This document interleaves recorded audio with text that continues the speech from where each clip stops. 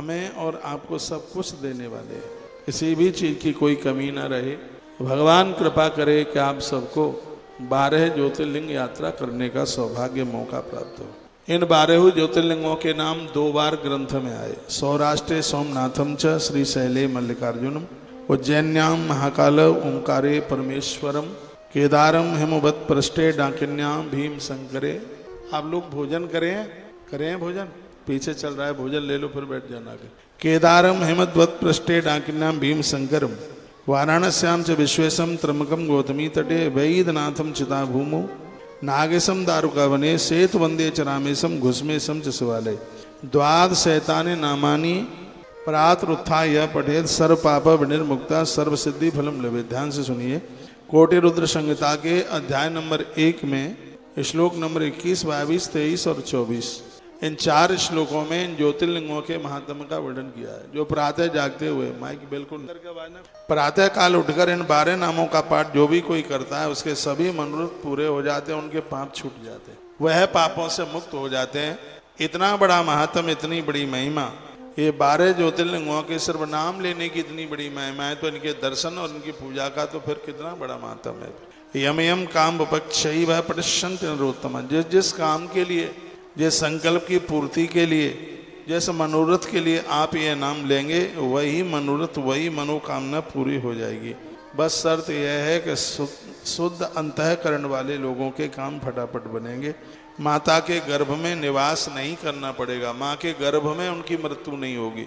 जो प्रत्येक दिन भगवान महादेव के इन 12 नामों को उच्चारण करते हैं, गर्भिणी नारी को भगवान शिव के 12 ज्योतिर्लिंगों के नाम लेने चाहिए, जिससे उसके गर्भ की रक्षा होगी। तो यह आपने 12 ज्योतिर्लिंग, ऐसे ही इनके 12 उप ज्योतिर्लिंग हैं, उनका भी वर्णन है। लिखा एकम च पूजितम येन षड्मासम तन निरंतरम। यदि साधक ने 12 ज्योतिर्लिंगों में से किसी भी ज्योतिर्लिंग को अनवरत लगातार 6 महीने तक पूजन कर लिया, 6 महीना पूजा कर ली है, 6 महीने तक, तो इस ग्रंथ में उसकी बड़ी अद्भुत महिमा का वर्णन किया गया है।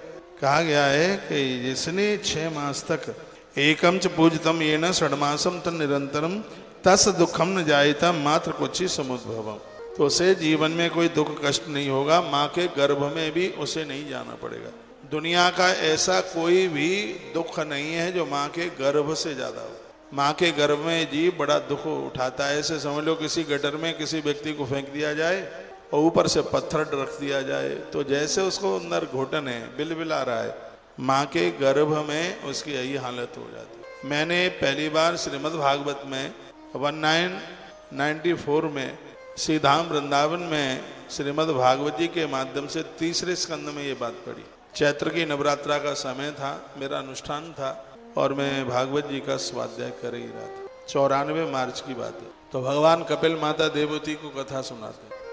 दुनिया में ऐसा कोई कष्ट नहीं है जो माँ के गर्भ की तकलीफ से ज्यादा हो। और यह पुण्य इसलिए किए जाते हैं, सत्कर्म इसलिए किए जाते हैं कि जन्म लेने और मरने के इस दुख से जीव भैया हमारी तो समझ में आ गई है बात, हमें नहीं जाना जन्म लेने मरने के लिए किसी के गर्भ में।